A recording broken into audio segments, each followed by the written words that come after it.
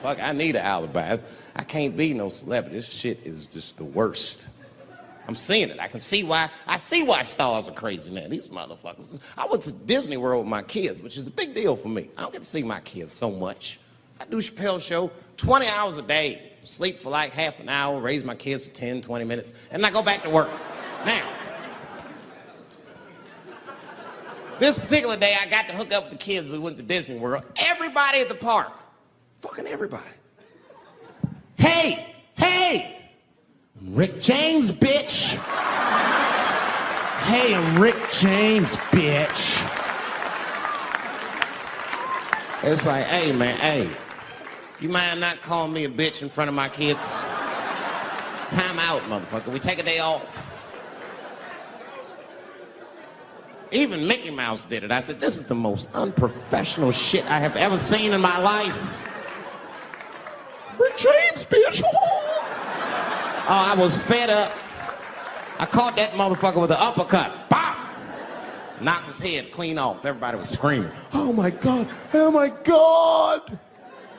Mickey Mouse is Mexican. But everybody's getting along.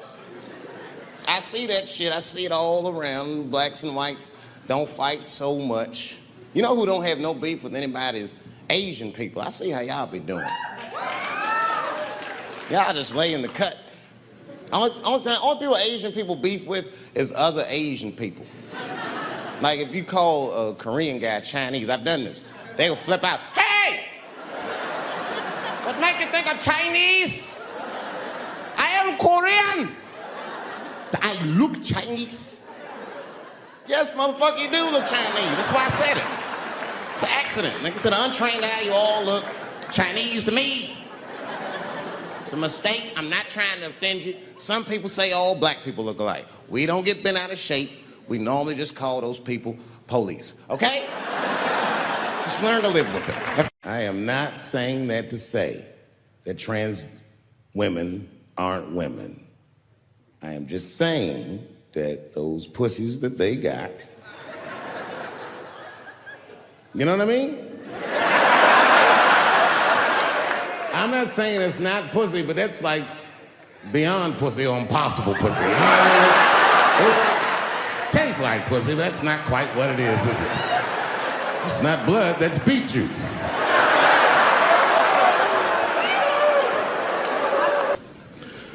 I started doing stand-up comedy when I was 14. I'll never forget the first time I was on stage. The guy that introduced me was a guy named J.T. Newton. I'm 47. I can close my eyes and remember the introduction like it was yesterday. It went like this. Ladies and gentlemen, this next young man coming to the stage is starting his comedy career tonight. Who knows? We may be witnessing the birth of a star. Please welcome David Chappelle.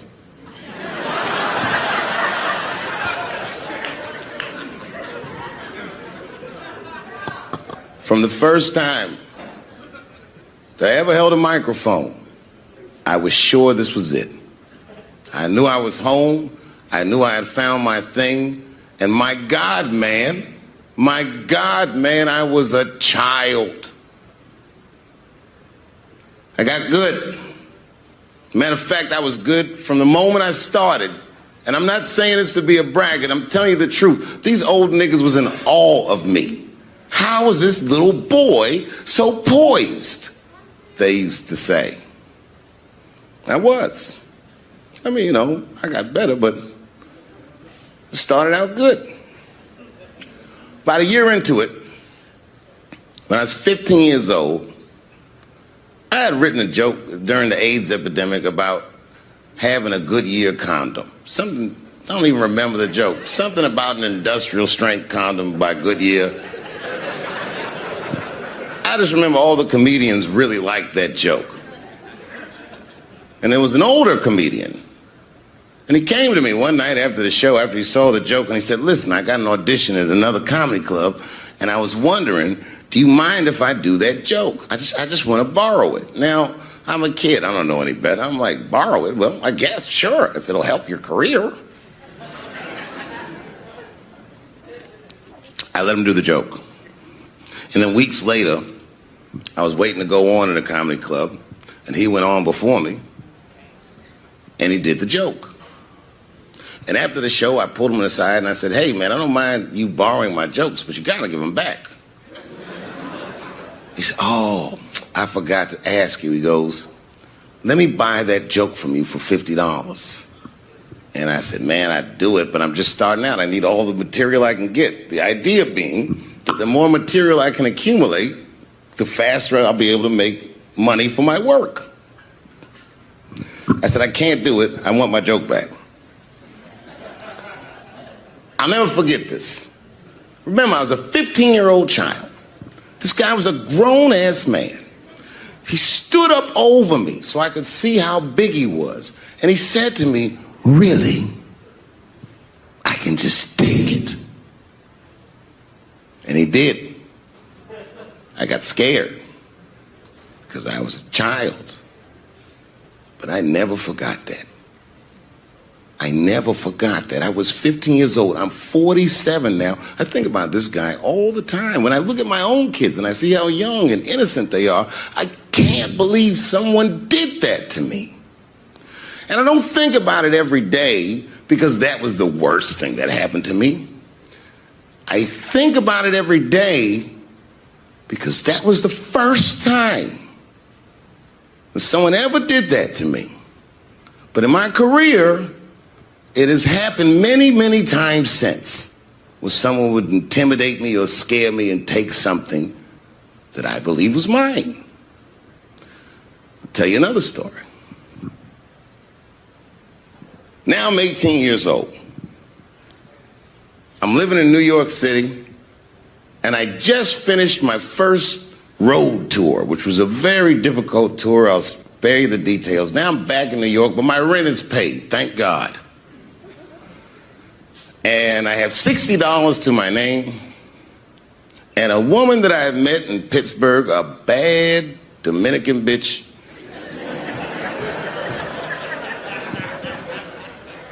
was coming to New York. She was going to spend the weekend with me.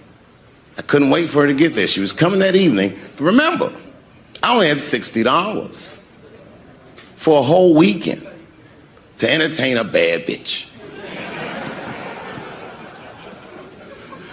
Now I'm walking through Greenwich Village,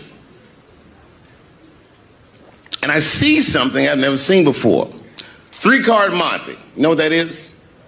Yeah, the guy had the whole thing. The table was set up, and he had the 3 cards, and the crowd was hooting and hollering, and he was like, find the red card, find the red card, and people were playing. Sometimes they win, sometimes they lose, but it was really exciting, and I'm standing there watching it, and I noticed while I'm watching them play this game that the red card, the one you're trying to find, had just a little bend on the corner.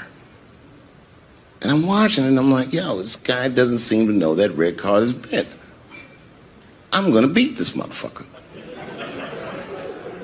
And I walked up to the table and I said, let me play a hand. And I put my last $60 on that table, and he starts to shuffle and find the red card, find the red card. And I kept watching that bent card go around the table, make sure I kept my eyes on that bent card.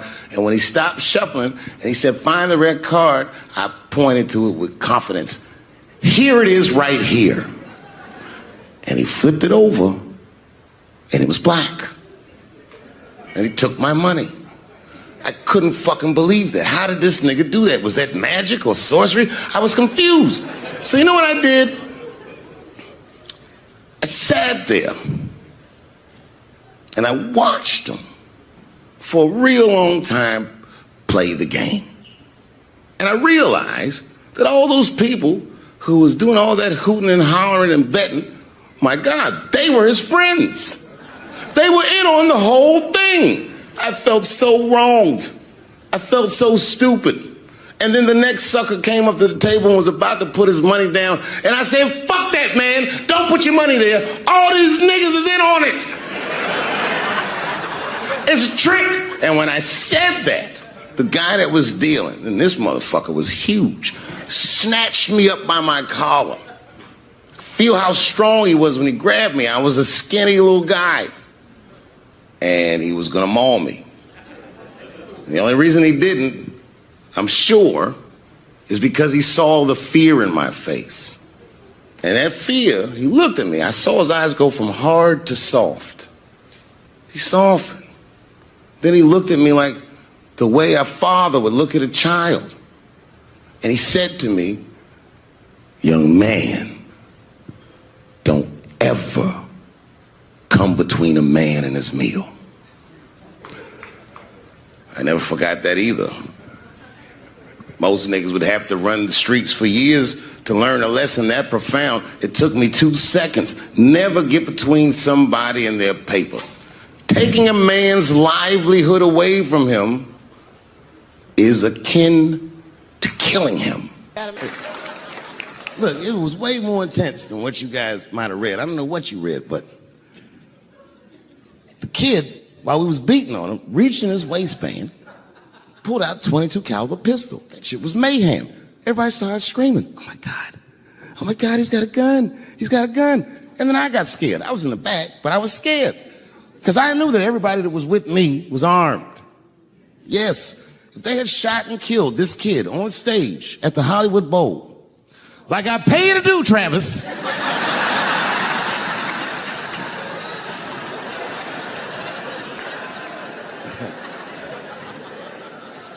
but Travis G'd up. Travis wrestled the gun out of the kid's hand, and then he took it like this and tried to chamber the round, and he couldn't. So he pulled the trigger, and it wasn't a gun. A knife blade popped out of the front. I guess this kid was gonna stab me. Some scary shit. So the next night, even though I didn't have a show, I said, I gotta get right back on stage. And I went and did a show. And someone in the audience screamed out, Dave, what happened with the attack? And I didn't know there was journalists in the room. All I said was that this nigga had a knife that identified as a gun. I got 6 more weeks of bad press for that joke. I didn't even do nothing to this nigga. That's not right. That was not right. And then the New York Post went to the jail and interviewed my attacker like he was some kind of hero. And I read that interview. It turns out the entire attack was my fault. Yes, I triggered him. I didn't mean to. I had done jokes about the homeless. And turns out this young man was homeless. And I mean, there's no way I could have known this. But I will say, for a homeless guy, this nigga had incredible seats.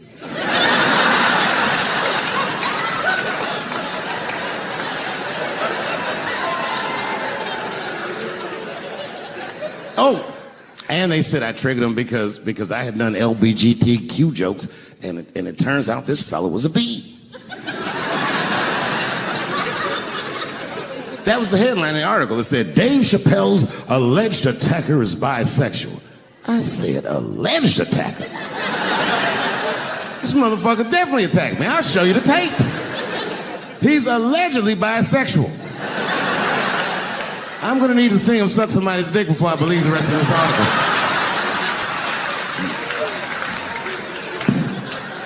I read that shit in the paper. I was horrified. I said, oh, bisexual? I could have been.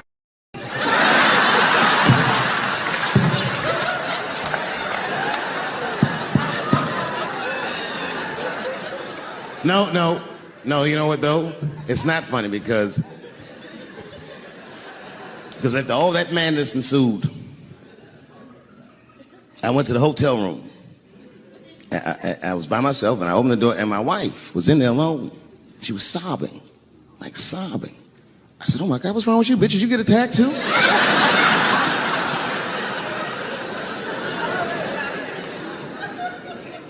And she's crying. She said, oh my God, David. She said, if you had died tonight, me and the kids would have nothing.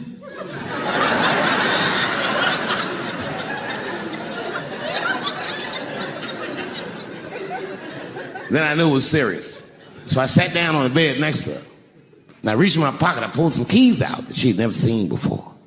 She said, what are those keys? And I gently placed them in her hands. I said, sweetheart, those are the keys to my safe deposit box. God forbid anything ever happened to me, but But if it does, don't even worry about it. You and the kids have everything you need in that box. I've already taken care of it. And she was looking at them keys, and I could see her mind realize what we were actually talking about. And then she just started crying harder. And to be honest with you, that made me cry a little bit too. And we hugged each other real tight.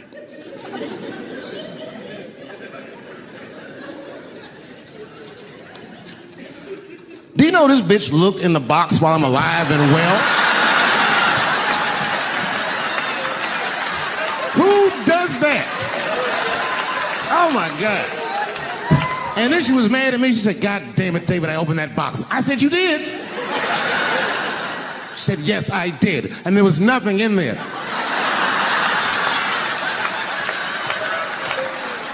I said, nothing? Oh. She said, nothing except your stupid joke book. I said, whoosh. I said, well, sweetie, look. If you tell those jokes exactly how they're written, you and the kids should be fine. They're really good jokes.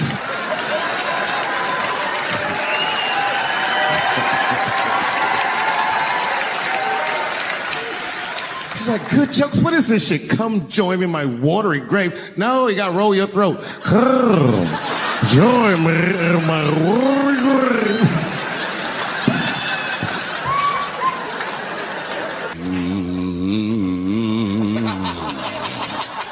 You know, that's just our grandmother used to sing that when she cleaning up. That's a Negro spiritual. Black work song. Not everybody know about that. I know. See, white people, you guys might whistle when you work. You dig? But that's how you can tell what kind of work we're actually doing.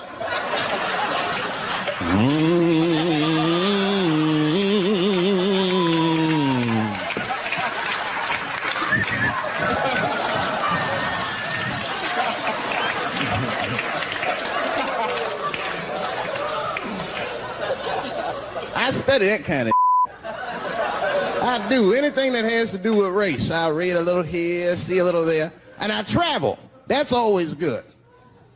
Traveling has made me a racism connoisseur, if you will. You know, it's different from region to region. Anyone ever been down south? So you guys know what I'm talking about. And the racism down there is just, it's perfect. It's due to a perfection. It's comfortable, it's out in the open. There are no secrets in Mississippi. Everybody knows the deal. Morning, nigger. Morning, sir.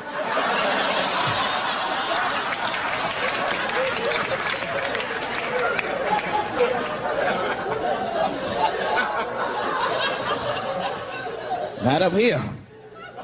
You hit the big cities, man. It's different. It's always a secret. And we should do like them. We should keep our out in the open, then a little. I mean, with limits. You don't want to say whatever comes to your mind. That might be a little much. White dude be walking down the street minding his business, and the brother walk up to him. Hello, you white oppressor, you slave master rapist of Africa. Why, hello, my big lip spear chucking friend. Touche, honky. So, Whitey, what did you do today, huh? Oppress a new land and make the people there Christians against their will?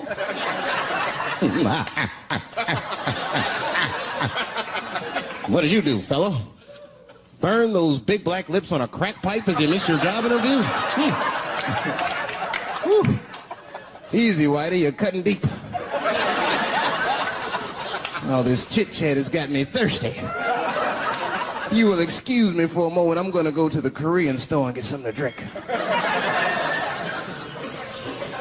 Chilling.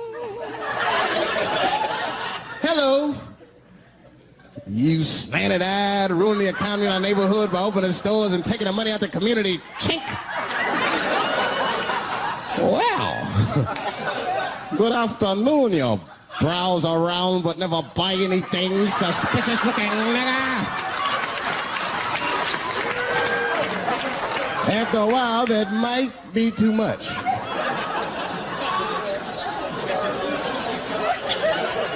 But you can't help it. If you're an American, you're a racist. We brought up from the beginning to think in generalizations. We never look at the individual. We rarely look at the individual. I'm a racist. I know I'm a racist. You know how I know? The other day I caught myself being racist against myself. There's so much going on, I got mixed up. Forgot whose team I was on.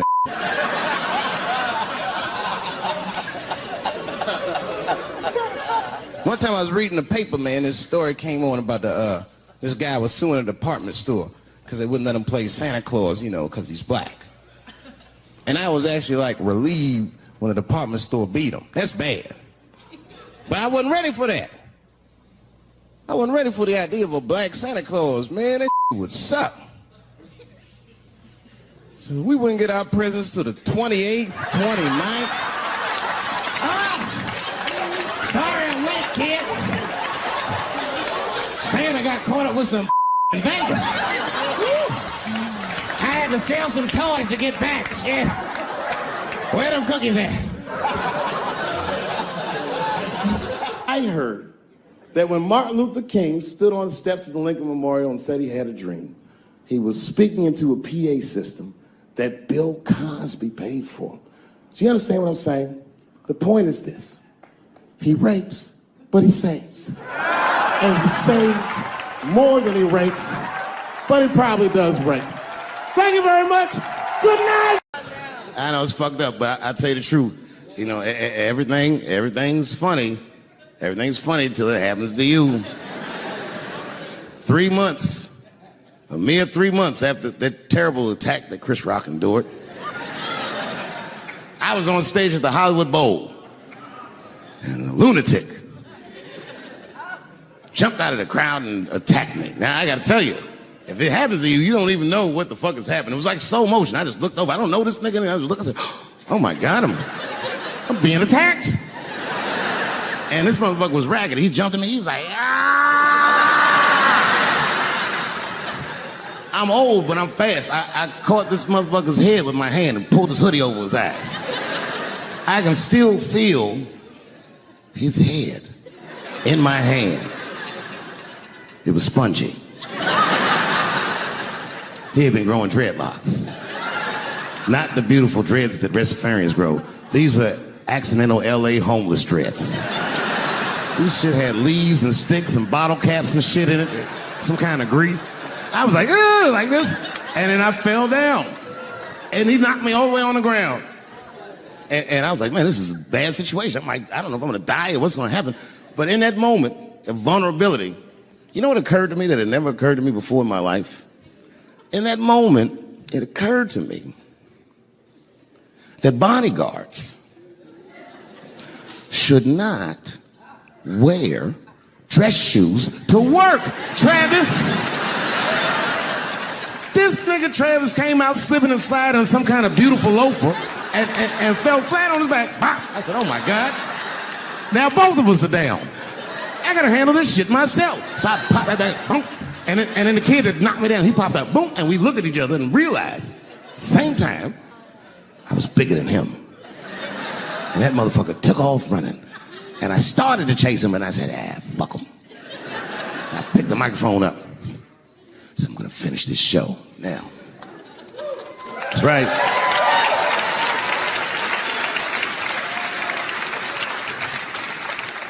For 3 months before that, I'd been making fun of Chris Rock. And people would ask me all the time. They'd say, Dave, what would you do if you were Chris Rock and Will Smith slapped you in the face? And to this day, the answer is the same. Well, I don't know what I would have done. I've never been in a situation that extreme. But I do know now what Will Smith would not have done. And that is enjoy the rest of his evening.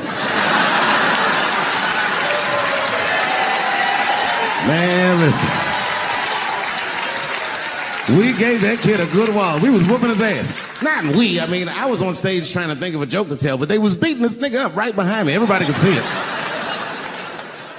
Everybody could see it. And I'm sitting up there trying to think of what to say. And I'm tongue-tied. Me, of all people, can't think of anything to say. Look at my karma. Just that moment. Of all the people in the world, Chris Rock walks from backstage, walks up to me in front of 20,000 people, grabs the mic out of my hands and looks at the crowd and goes, "Was that Will Smith?" Man, motherfuckers fell out of their chairs laughing. I was standing there looking stupid. I was fucking furious because I'm thinking in my mind, nigga, this is my attack. You got attacked 3 months ago. Now you have jokes. So I snatched the mic back from Chris and tried to get one off, but my shit did not go good at all. I didn't know what to say. I was just like, it was a trans man. And the crowd was like, boo. It's LA, we like trans people, boo. I know, I felt so bad. I felt so bad. But I know why I did it. You'd have to be there to understand, but man, when that guy tackled me, it was like it's like a movie or something. You gotta picture this. Picture a famous person you like. Every famous person you could imagine was at that show. It was like the biggest night that Hollywood had ever seen. And when that guy tackled me, he cleared the bleachers. I had to watch the tape afterwards to know this happened, but as soon as he tackled me, Jamie Foxx was the first motherfucker that jumped out of the crowd. He was wearing a white cowboy hat like he knew this shit was gonna happen to him. Never seen this nigga in a cowboy hat before. And Jamie started chasing that motherfucker around like any given Sunday. And that kid was fast as shit, was juking and shaking, and he broke Jamie's ankles, and he just kept running. And then Jon Stewart from The Daily Show ran from backstage and jumped at this motherfucker like Super Jew. He was like, ah! And the kid seen John coming, so he jumped back, and John went flying that way. And this kid was fast. And then he turned around. He sees the emergency exit. He starts running for the emergency exit. Just before he got to the door, motherfucking Puff Daddy from Bad Boy Records jumped in front of the door. That nigga was like,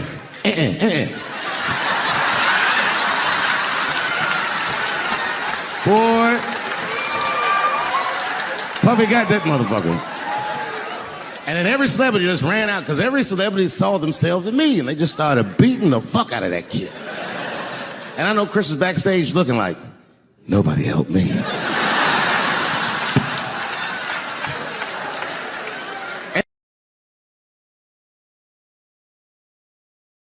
And me and her, like, we weren't arguing, but you know what I mean? She was just like, you need to stop doing that. And then I tried to change the subject. I go, how is school going, boys? And my sons tell me, well, we didn't have school today, technically. I'm like, well, what's going on? He said, well, there was like a school shooting drill. I never heard of this. You know what this is?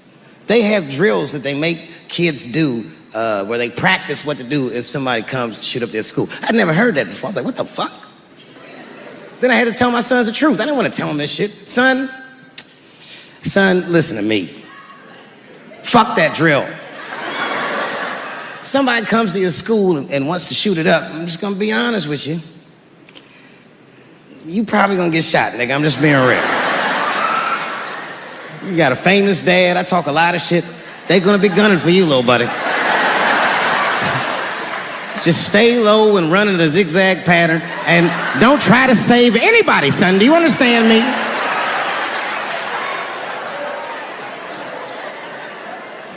Why would you have kids rehearse for some shit they have no control over? All you're doing is training these kids to worry. It's the stupidest drill I've ever heard of. And while you're in there training them during these drills, well, aren't you training the shooter too? This nigga's in here listening and learning like the other kids. Sitting in the back. Where are we supposed to meet?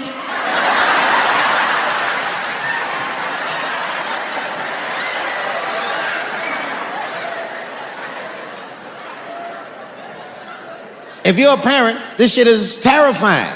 This shit is real scary. All the parents is looking at each other crazy. Because we know as parents that one of us is raising the shooter. Just don't know which one of us it is. All we know for sure is that if you're a white parent, the chances that it's you exponentially higher than the rest of us. Shooting up school is a white kid's game. It's fucking crazy. You know, I hated school too. It never occurred to me. Kill everybody in school? It's fucking crazy. Just do what I did, nigga. Try some things. Have you skipped school, nigga? Skip school. Take a walk and meet some other kids. Fuck school, nigga. Try drugs. Have you tried drugs out, nigga? That might...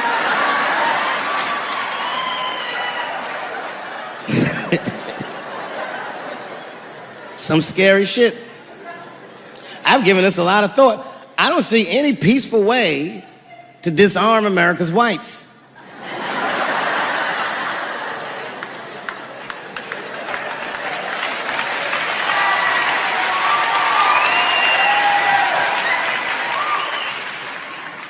There's only one thing that's going to save this country from itself. Same thing that always saves this country from itself. And that is African Americans. Right. And I know the question that a lot of y'all have in your minds is, should we do it? Yeah, fuck yeah, we should do it. Listen, no matter what they say or how they make you feel, remember, this is your country too. It is incumbent upon us to save our country. And you know what we have to do. This is a fucking election year. We gotta be serious. Every able-bodied African American must register for a legal firearm.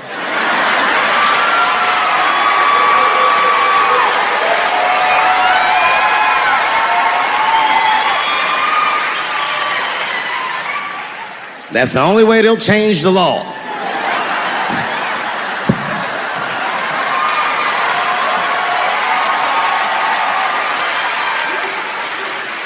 I hate guns, personally. I can't stand them. Yeah, but I have several. I don't want them, but I feel like I need them. Don't forget where I live. I live in Ohio. And anyone that knows anything about Ohio knows that even the word Ohio is an old Native American word. It means, literally, land of poor white people.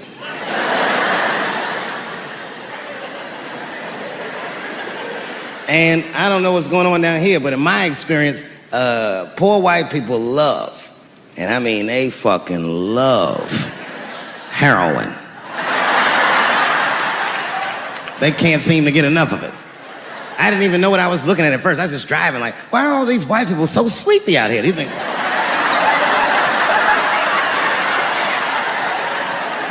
It's really bad. As a matter of fact, I was coming out of a nightclub the other night in Dayton, and I'd parked my car in the alley, and no one was out there. I didn't have no bodyguards or nothing. I was home. I figured everything was fine. And as soon as I opened my car door, all by myself, suddenly one of these heroin-addicted whites just pops out of a trash can. It scared the shit out of me. I screamed, ah!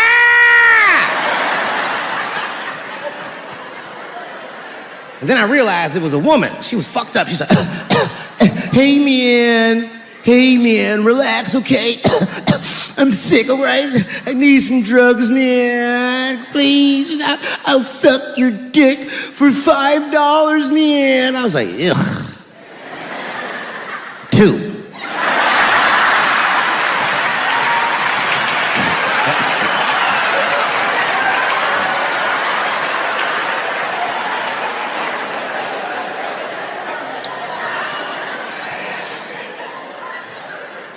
Obviously, I'm joking.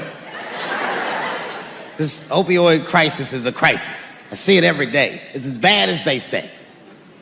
It's ruining lives. It's destroying families. Sadly, you know what it reminds me of, seeing it? It reminds me of us. These white folks look exactly like us during the crack epidemic. You know, it's really crazy to see. And all this shit they talk about on the news about how divided the nation is, I don't believe it. I feel like nowadays we're getting a real good look at each other. It's wild because I even have insight into how the white community must have felt watching the black community go through the scourge of crack.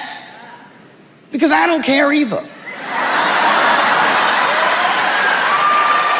Hang in there, whites. Just say no. What's so hard about that?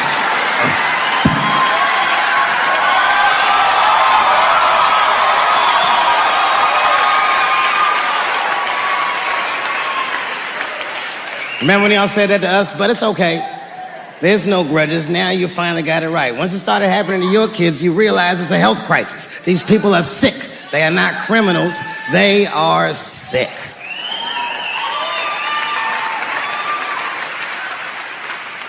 Be that as it may, I'm armed to the teeth. First gun I bought was a 12-gauge shotgun. I didn't want the gun. Remember, though, I'd moved to a farm, and I was sitting there on the porch, and I see a white dude walking across my property, entitled, like he's supposed to be there. He had a rifle over his shoulder, too. Ain't that a bitch? I said, what the fuck is this guy doing on my property? I was mad as shit, but I was unarmed. So I ended up just waving to this motherfucker like a bitch. I was just like...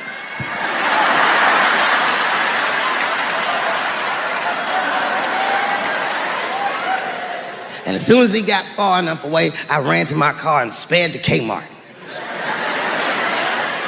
This is in a rural white area. And remember, I was nervous because a guy was on my property, I'm black, and I was sweaty. You know what I mean? And I ran to the gun counter, black and sweaty, sweating and black, and I looked up at the nigga, I was like, I look like a slave or something. I said, I need a gun, immediately, like that, just like that. The guy didn't answer, no questions. He just grabbed a 12-gauge shotgun, handed it to me. I'd never even held a gun before. I'm not a dummy. I'm like, well, I need some bullets too. And the guy reached under the counter, put 2 box of shells on the counter. He said, all right, buddy, which box do you want? And I didn't know. One box had a picture of some ducks on it. The other box had a picture of some deer. I said, well, what's that box with them ducks? He said, oh, that there's birdshot. And then he goes just like this, I'm not exaggerating, he goes, that won't kill a man.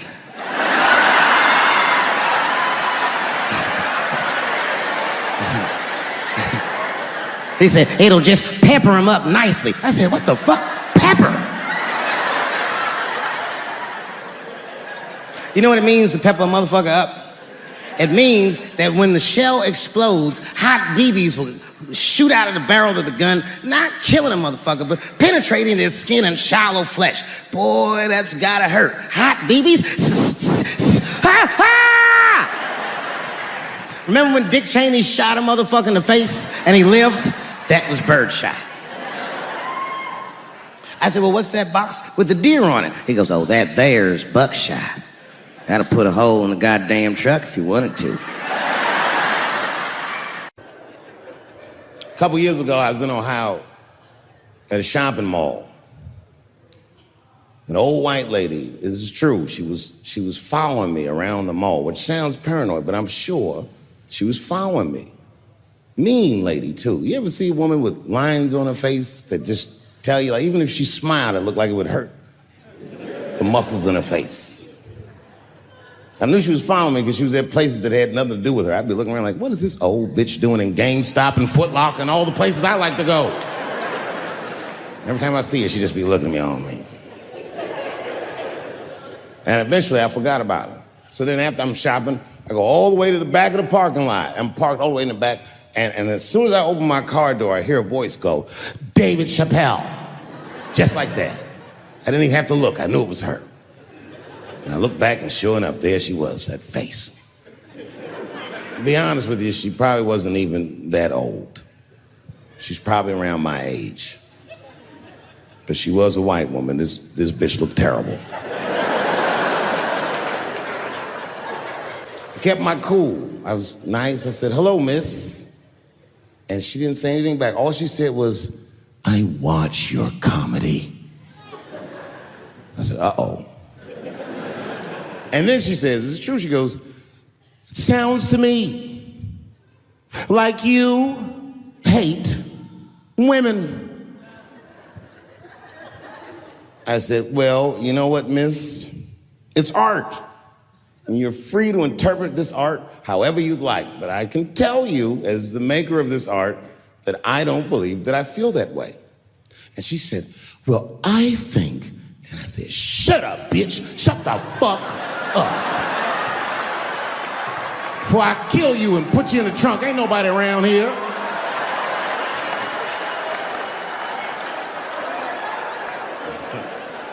I'm just kidding, I didn't say that. I felt that way, but that's not what I said. I was more clever than that. You know what I said? And this is exactly what I said. I said, Miss, before you finish that statement, let me ask you a question. Where'd you see me? Did you buy a ticket to a concert I did? I doubt that.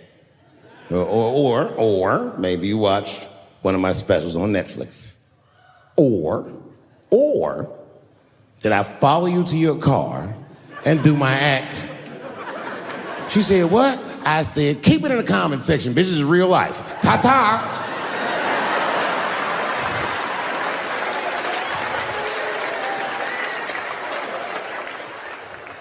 And then I drove off. You can see it. You ever have this happen? This is how confusing it is. This is the practical application of what I'm talking about. Like a guy be out, this happens to a lot of guys, you be at a club, bar, right? You're kicking with your boys, and a girl walks by, and man, she looks good. She looks good. Not good in that classical way. I mean, you know, I'm talking good, like she got half her ass hanging out her skirt. Her titties are all mashed together, popping out the top of her turtleneck and shit.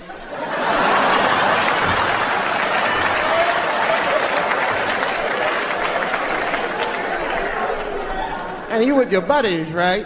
You with your buddies, you got a couple drinks in you, and you see a girl like this, you might try to talk to her. This might not come out right. I don't know what you say, but damn, look at them titties! Right?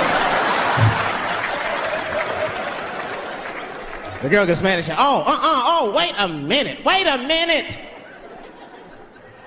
Just because I'm dressed this way does not make me a whore. Which is true.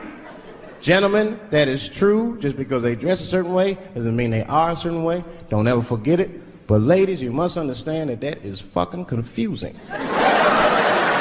Just is. Now that would be like me, Dave Chappelle the comedian, walking around the streets in a cop uniform. Somebody might run up on me. Oh, thank God. Officer, help us. Come on, they're over here. Help us. I'm like, oh, just because I'm dressed this way does not make me a police officer. You understand what I'm saying? It's like, all right, lady, fine. You are not a whore. But you are wearing a whore's uniform, I'll tell you that shit right now. Another time, about 6 years ago, there was a lesbian woman that tried to sell a story about me to TMZ. Thank goodness TMZ could see right through the sham of that story. This woman claimed that I beat her up in a nightclub because she was a lesbian. That is fucking crazy. Bitch, I didn't even know you was a woman.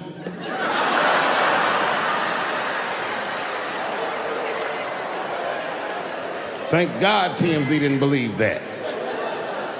Because I did beat the shit out of her, I'm not gonna lie. It was her fault, I had no choice. I came in the club minding my own business, and a woman came up to me, she goes, oh my God, Dave Chappelle. And I was just being reciprocally nice. Hey, miss, how are you? Blah, blah, blah. Benign talk, nothing to it. And all of a sudden, this lesbian fellow stepped between us. Hey, nigga, that's my girl. I said, yo, my man, back up, like that. She said, I ain't backing up off shit, nigga, that's my girl. I said, bro, you're gonna have to give me 3 feet like this. She said, stop calling me a man, motherfucker. I'm a woman. I said, what?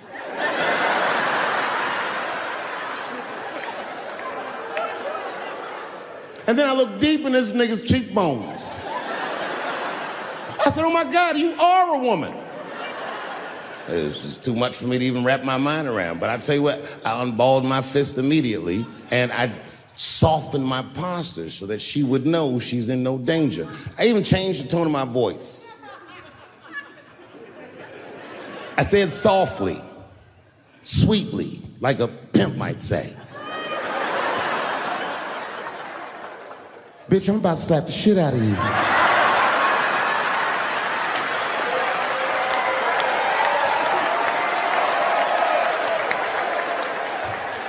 I shouldn't have done it.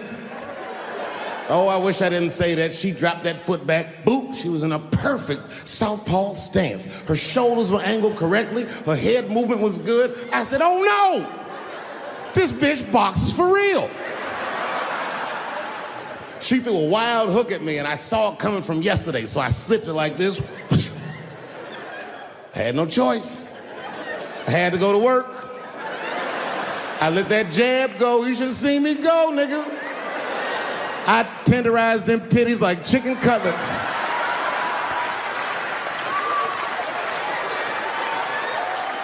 I whooped the toxic masculinity out of that bitch.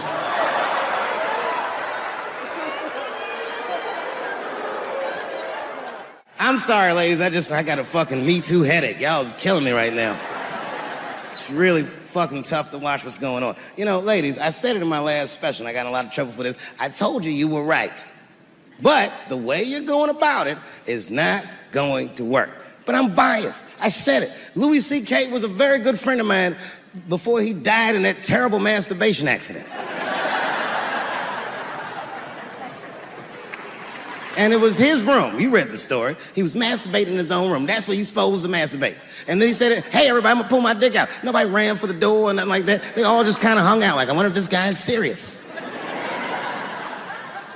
And he came on his own stomach. There it is. What is the threat? Have any women ever seen a guy that just came on his own stomach? This is the least threatening motherfucker the earth has ever seen. All you see is shame in their face and cum dripping down like pancake butter.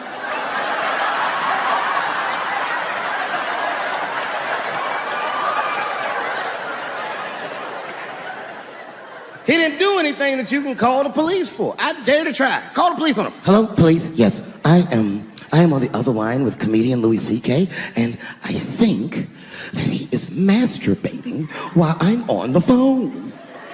You know what the police are gonna say in Atlanta? Well, what are you guys talking about?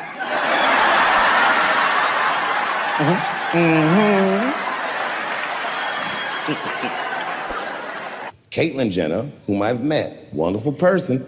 Caitlyn Jenner was voted Woman of the Year. Her first year as a woman. Ain't that something? Beat every bitch in Detroit, she's better than all of you.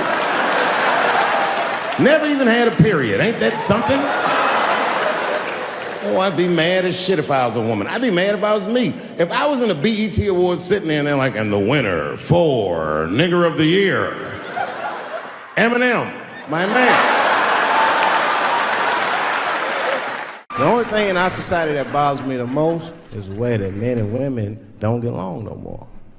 That's really what's bugging me about it. Men and women just don't get along. Like, I hear women say this all the time. I know a lot of you sisters be like, chivalry is dead. Don't you? Don't y'all feel that way? Like men aren't gentlemen anymore? That's right. Chivalry is dead. And women killed it.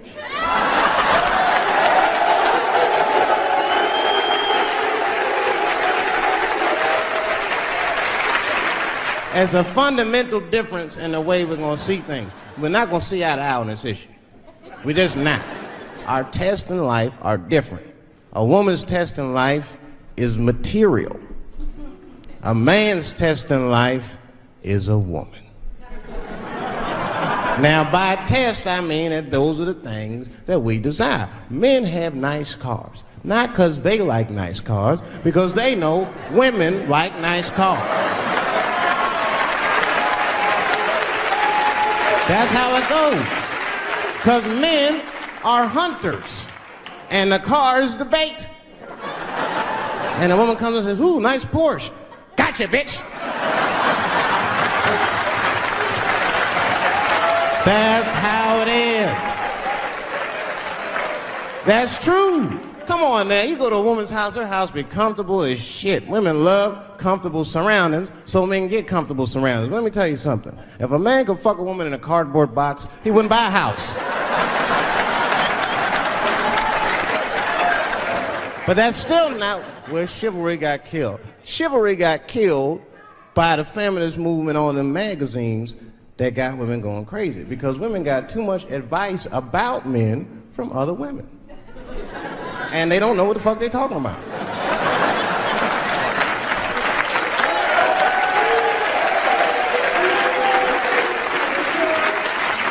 And it's true. I see this shit in the magazines. I don't read them, but I be seeing the cover. I be in the grocery store, fellas, you look at one of the magazines like, what is this? And they say on the cover, 100 Ways to Please Your Man by some lady. Get out of here, man. Come on. Ain't no...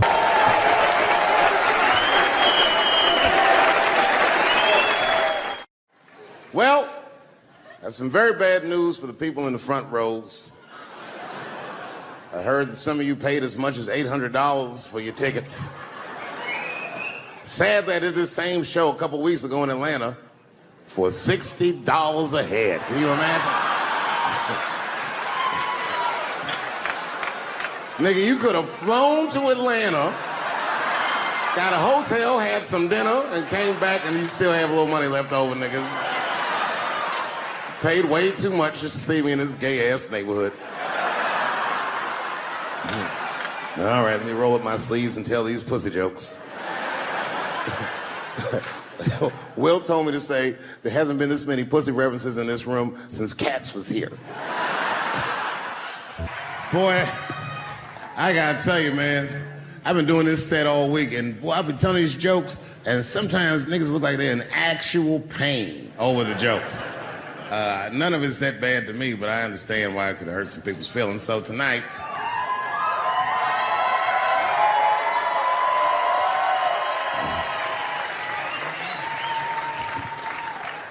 I'm gonna give you an opportunity that I rarely give anybody. I'm gonna let you say whatever it is you need to say to my face, or ask me whatever it is you wanna know. But there are no dumb questions allowed. If you ask a stupid question, you'll be asked to leave. Now, just kidding, go ahead. Everyone relax, go on. Oh, yes, sir, in the front. 2 questions. How often do you write? And can I have a cigarette? All right. First, you may have a cigarette, but remember, this is not jail, motherfucker. This lady right here. I have a question. Do you remember this scene? Oh, I do remember that. Ma'am, I'm gonna have to ask you to leave. That's a terrible question. This gentleman in the front with the salmon-colored shirt on. I was wondering if you had any advice for young comedians that you generally give, and... Are you thinking of doing comedy? I've never done it before, but watching you has made me want to try it.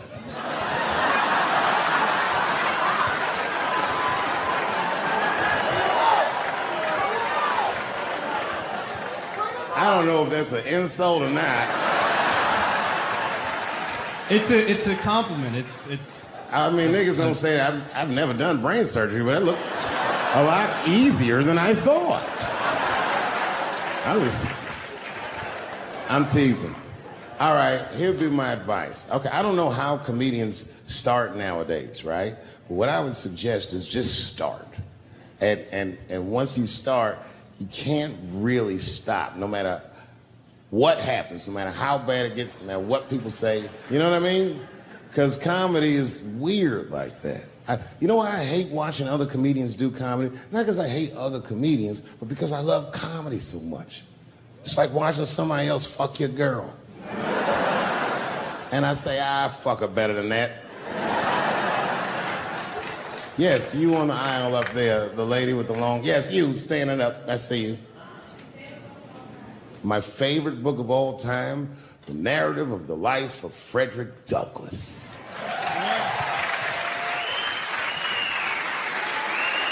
That guy with the baseball hat. Marry, fuck, kill, Michelle, Rihanna, Oprah. Wait, who's Michelle? Oh, Obama. Well, sir, you're putting me in quite the pickle. I can't say I'll fuck Michelle Obama. That's insane. Well, I guess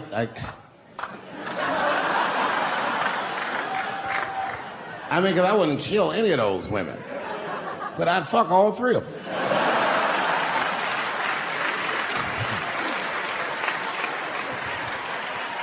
The gentleman in the blue Oxford standing up. Tell us a story with Charlie Murphy. Tell a story about Charlie Murphy? Or your favorite. Boy, there's so many good Charlie Murphys. You know, the thing with Charlie Murphy is he used to just make us laugh all the time. And I used to ask him about all the old Hollywood shit I was curious about. Like when they used to accuse Michael Jackson, I remember asking once, I go, Charlie, do you think Michael Jackson actually did those things? And he said, let me ask you a question, Dave. He said, say it is illegal to fuck women. How long are you staying out of jail? So God bless Charlie Murphy, wherever you are. Charlie, I love you. Who do you think is going to win the 2020 election? All right, I'm going to put a pin in this, but I'll tell you right now, fella, I don't know, but I think Trump has a better shot than a lot of people would like to think. I'm just saying, it all depends on how the left talks. The way we're talking is not going to win the fucking ball game. Donald Trump's over there on the right, grabbing handfuls of pussy. Joe Biden can't even smell hair over here. Fuck this time. All right, man, go ahead. Thank you so much for this show. And how old are you? 25. 25? Yeah. Boy, don't let R. Kelly see you. He's gonna pee on you by accident. Oh, my bad. I thought you was 15. Yuck. I'm totally joking. I'm sorry. My question is there anything you've learned from another comedian that you feel like will stay with you for life? I tell you what, miss, that's a good question. Yes, is the short answer. A longer version of it is this. I was raised by comedians. I started doing stand-up when I was 14. The other day, I went to a comedian's funeral, and I realized as we was putting this motherfucker in the ground that these people are at least as influential to me as my family. I rock with these niggas till the wheel falls off. We fight and we fuss and we are jealous of each other and we get mad at each other, but my life wouldn't have been what it was without each and every one of them, and I consider them my family. That's the answer. Still hadn't figured out exactly how to say what I wanted to say, but I was doing pretty good. And I was doing some Me Too jokes, and a woman stood up from the audience and she was crying. Clearly, it was a white woman. She says to me, you can't say that. It's 200 seat room, it's a very small room. I'm like, what the fuck are you, like, miss, are you okay? What are you doing? She said, you can't say that. I said, yes, I can. It's my show. I'll say whatever the fuck I want. The crowd's like, ooh, like this. And then she gets up from the table and she starts making a big, like, show of just pushing through the aisles and all this stuff. And there's like a curtain right before the front door. And she gets to the curtain and she's crying. It's fucking crazy. She says, I'm sorry I was raped. It's a fucking comedy club. It's like loud farting getting out of an elevator. Nothing funny can happen in here. Now I'm trapped in a room with this woman's fucking stink.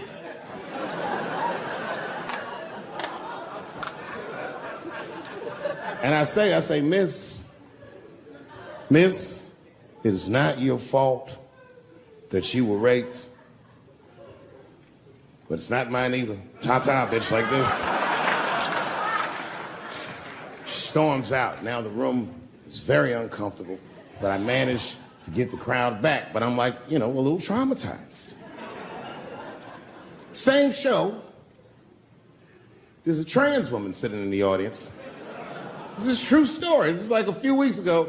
I did 6 shows that weekend. This trans woman came to 4 of them. Calls herself Daphne.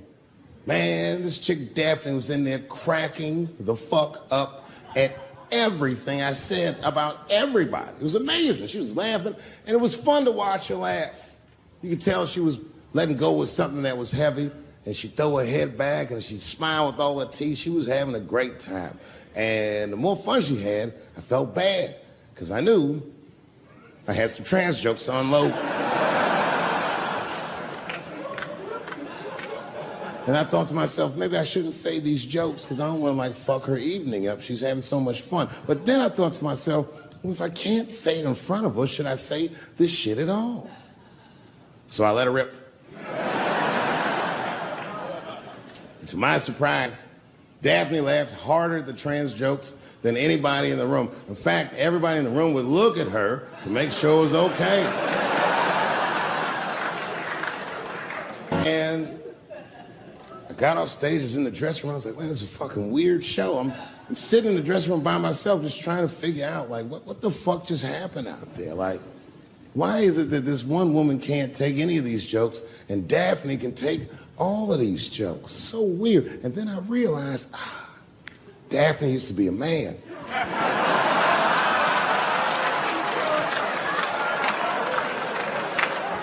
So now I go out of the dressing room and like you can see like all the staff is there like cleaning the club up, the audience had gone, and sitting at the bar by herself was Daphne.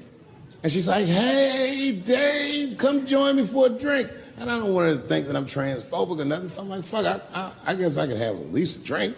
And we get some tequila and we're sitting there.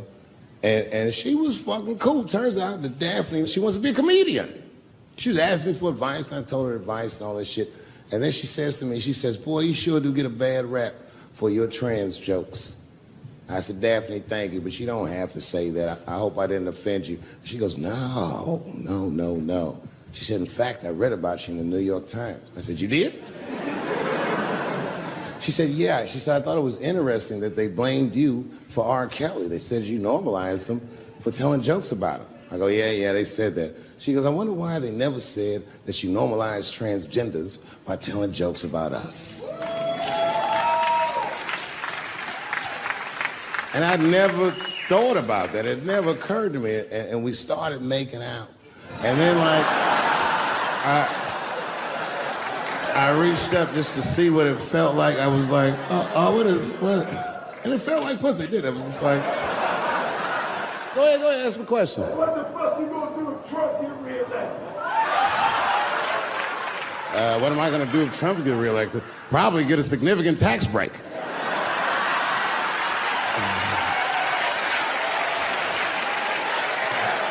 Hey, you wanna know why I don't even talk about Trump in my show? Because that motherfucker is not the hokey pokey. He is not what it's all about. There's millions of people that put him in power, and the ideas that he puts forth are not his own. He's singing poor white people's greatest hits. So why the fuck would I worry about him and not the other millions? Really, you know who I'm gonna vote for next time if things keep going the way it's going is that gay dude. No, Mike Pence. It's a safe place where I could tell some jokes. And I find out that this comedian I know, Chris Tucker, who's in all those Rush Hour movies, I find out that Chris is in San Francisco too at some charity event. So I call him, I'm like, yo, I just saw you at some charity event. I said, I'm doing a show at the Punchline. Why don't you come by the club after your event? He's like, cool, Dave. I thought you was dead, nigga. I'll come by.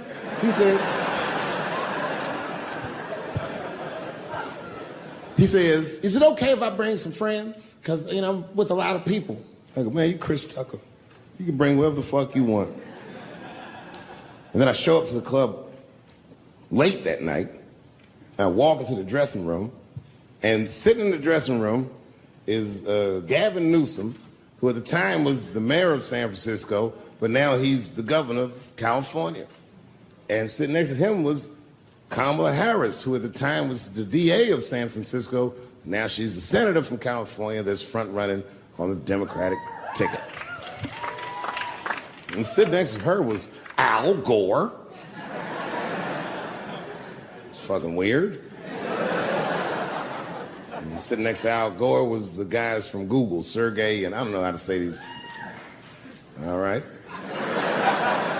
And it was Chris Tucker and Ben Jealous, who at the time was the president of the NAACP, who was all just at this big charity dinner, and Paul Mooney was drinking scotch. And we all was just in there. And, you know, first I was a little uncomfortable when we started talking, and we all got along really well. Well, at some point, Kamala Harris she says to me, she goes, you know, a friend of mine is announcing his candidacy for president tomorrow. I went to college with him. I'm like, what? I go, Barack Obama? She goes, you've heard of him? I'm like, yo, I just read about this dude. And she goes, yo, yeah, blah, blah, blah, we talking. She goes, you know what? She says, let's call him on the phone. I said, what the fuck? And she picks the phone up and she dials and she's listening like this. And she goes, this is voicemail. And she gives me the phone, she goes, leave him a message. You know, I didn't know what to say. I just said what you say to any black dude that's running for president. You know, stay low, running a zigzag pattern, this kind of shit.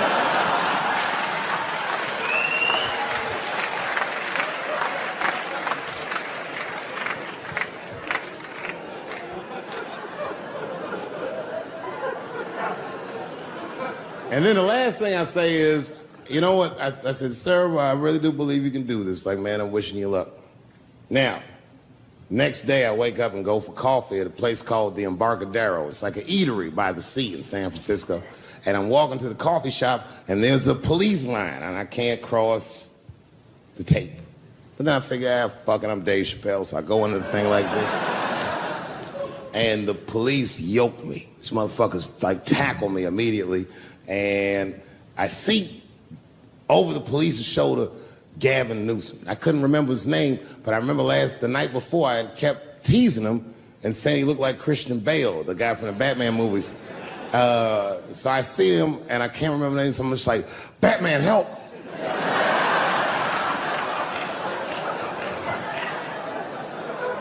And he stops, he's like, Dave? And then the police see that the mayor knows me, so they all like, oh, sorry about that. And he's like, hey, back up, everybody. And he just picks me up. He's like, I'm really sorry about that. I'm like, I'm fine, don't worry about it.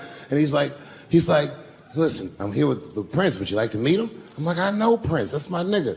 And we go around the corner, and it was Prince Charles, the Prince of England.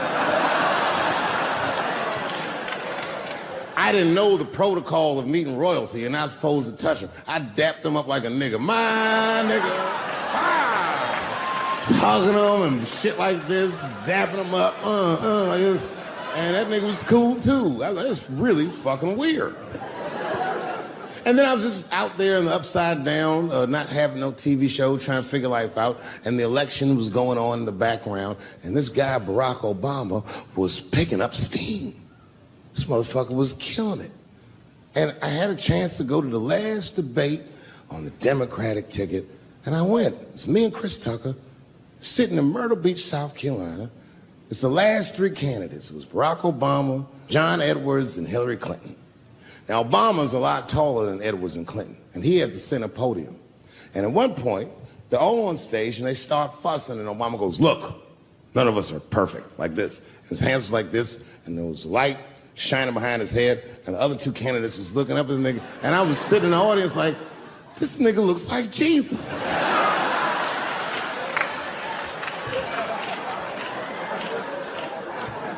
And I realized in that moment that I was looking at the next president of the United States. I was certain of it. I couldn't explain it, but I knew what I was seeing. And I got really excited. And I'm not that kind of guy. I said, I gotta meet this motherfucker. So I stayed.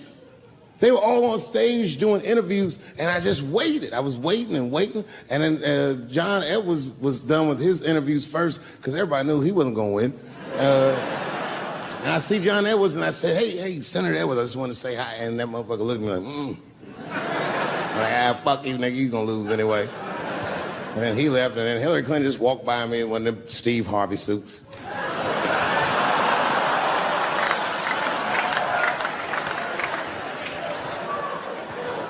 But Obama was taking forever. Everybody wanted to talk to him. When I knew the media saw exactly what I saw, there was no question about it. That was the guy. I waited and I waited, and finally, it must have been over an hour and a half, he finishes his last interview. He's like, man, thank you very much. Good talking to you. And he turns around, and we make eye contact. He sees me, and when he sees me, he looks over, he goes, Dave Chappelle. And Obama did me the same way I did Prince Charles. He dapped me up. And he like bro hugged me, and he pulled me in, and I'll never forget this. He said in my ear, I got your message. Thank you very much, New York. The second time I met O.J. Simpson.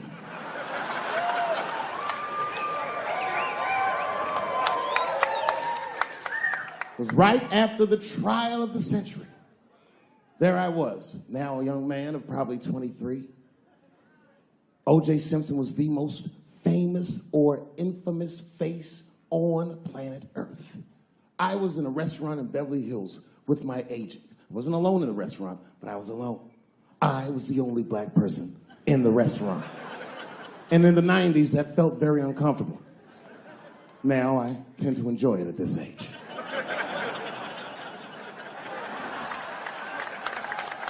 I was having dinner with my agents, celebrating a deal that they told me was lucrative, but I later learned fucking sucked. And suddenly, a group of women walked by. Every race was in that group. Black, white, Asian, Latina, white, and white again. They were all gorgeous. I watched them walk by. Then, I saw a familiar face. Al Collins, the man from the infamous Bronco check, towards the door. Couldn't believe what I saw. And then, close behind him, was O.J. Simpson, newly released from jail. The restaurant fell still. I was shocked. I didn't mean to say it out loud, but it just came out. O.J. He stopped, turned around to see who said it, saw my black face, and correctly assumed it was me.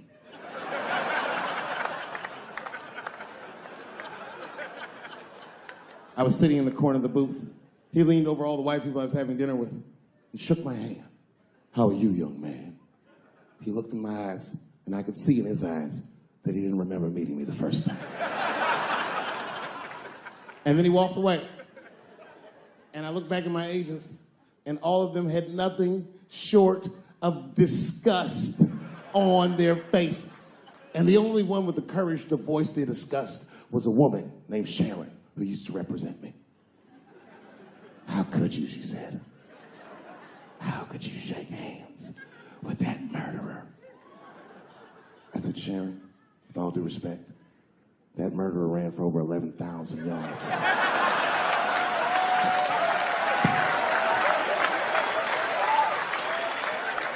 And he didn't fit. Glove didn't fit. Get over yourself.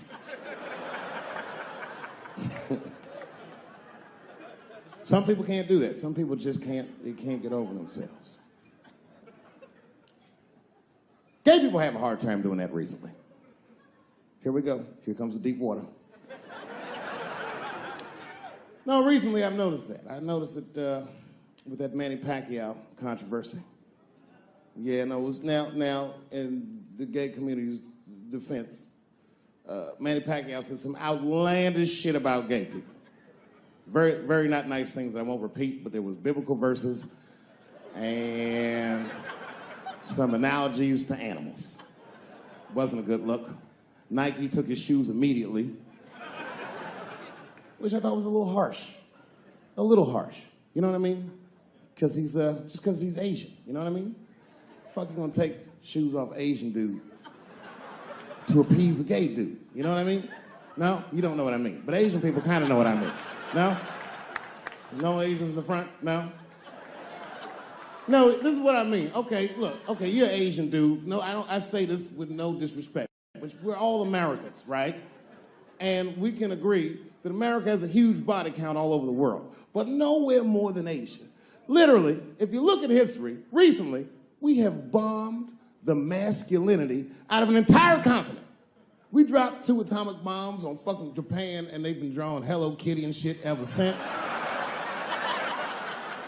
There's a lot of lady boys in the wake of our bombs. And I know these things because my wife is Asian. She's Filipino. All right, well, okay, so that explains it. Now you know why you see me at all those Filipino events.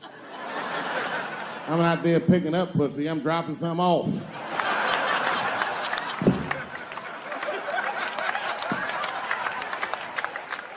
I take my wife to all that shit. I took my wife to see Pacquiao fight Mayweather. We sat ringside, okay? That was a quiet car ride home. That's what that was. But if you know what's popping in the Philippines, you know that they got a whole generation of kids in the Philippines growing up without their mothers. Yes, a lot of women in the Philippines go to the Arabian Peninsula, they come to the United back home, which is still one of the #1 staples in the Philippines economy, money that their expats send back to the Philippines. The men, on the other hand, are left rearing children, twiddling their thumbs, waiting on their wives' checks. These men have been fucking emasculated. And then suddenly, a boxer rises from amongst them and reinstates their manhood with his motherfucking fist. This is not the guy you're supposed to ask, what do you think of homosexuals? He's not your champ. Shit. That's why I don't have a sneaker deal, because if you say something that people don't like, they'll take your fucking shoes off. Road ahead. They've got the longest mental gap to bridge. That's all I'm saying. Because, you know, whenever I see one of them T's on the street, I don't mind them, but I'll be like, man, I miss Bruce. I'm sorry, guys. I'm 42. I remember Bruce Jenner. Before the Kardashians, before all that, this motherfucker was a white American superhero. It was amazing. He was beating Africans at track and field. We'd never seen anything like it. He was on my cereal box growing up. You know how much of that cereal I ate, nigga? I didn't know he was gonna do that.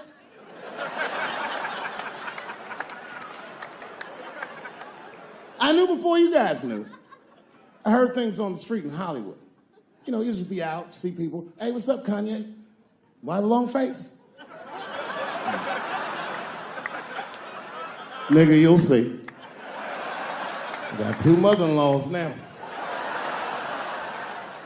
And when I heard he was gonna do it, I was scared. I didn't think the public was ready. I didn't think the media was ready. And you know what? I was wrong. Never seen anything like it. Welcome to the world, Caitlin. So long, Bruce. Hello.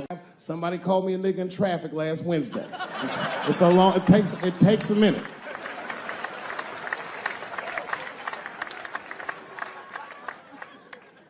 My wife's friend, Stuart, told me that. My wife has a lot of gay friends. Stuart's their leader.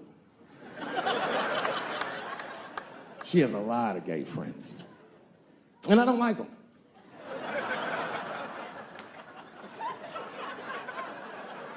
Not because they're gay, I'm just judging them on the merits of their character. They're just not nice dudes. They're fucking rude house guests. They're sitting on my couch, giggling with my wife, eating my motherfucking macaroons. And I come in, they act like the party's over. Hey, Stuart, what's going on? This guy talks to me the way a cat would speak if a cat could talk. Hi, David.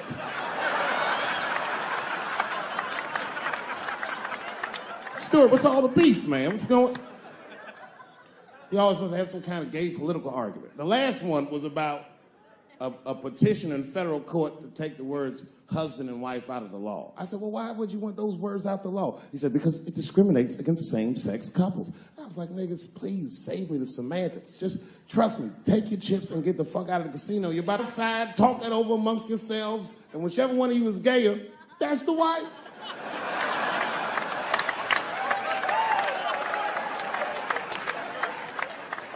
No, Stuart didn't like that. Stuart educates me about this movement, you know what I mean? I didn't even know shit about it. He told me it's called LBGTQ.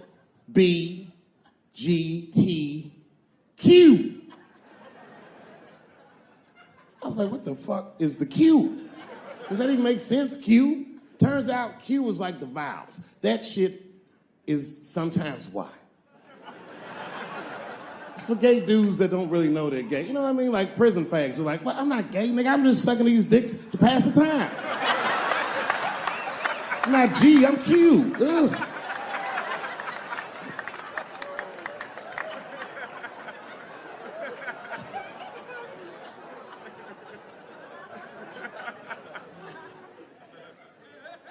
I think, okay, again, of all those letters, the T has the toughest road ahead. In fact, I think the T should stand for tough. If Martin Luther King had a sneaker deal, we'd still be on the back of the bus. They always true. The Nike exec come up. Hi, Martin. We need you to tone down the talk of civil rights and blacks being humans. It's upsetting our southern distributors. But I don't understand. I thought that's why I had a sneaker deal in the first place. Not quite.